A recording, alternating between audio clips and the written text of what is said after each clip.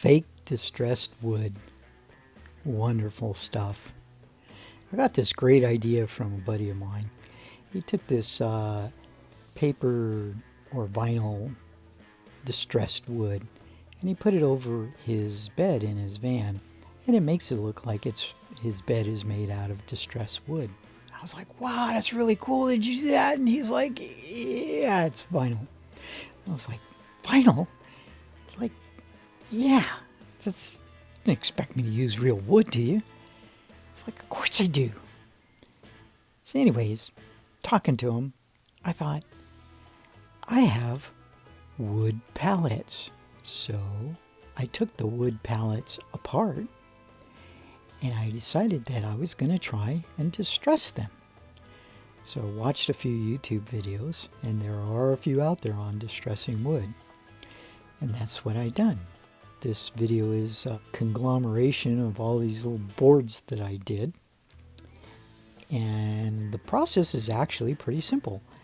You just get the boards after you've torn them apart off of the pallets, and you start with sanding, making them fairly smooth. You don't want to overdo it because you want it to be rustic looking.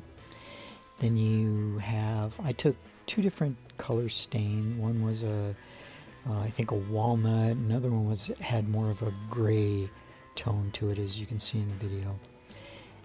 And all you do is you layer these different stains onto the wood, and then you wipe them down. And depending on what you want the board to look like, you can come back and put paint on them, usually the white paint. Some of them I did red paint, some of them I did blue paint, just to kind of make it look like the wood came from all kinds of different places and it was just repurposed.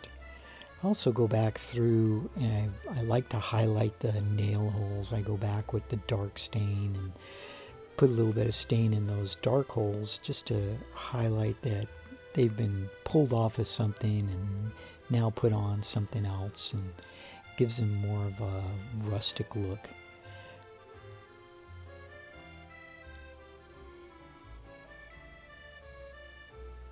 You also need to go through and do the edges so that the edges kind of match the rest of the boards, and then we have fake distressed wood.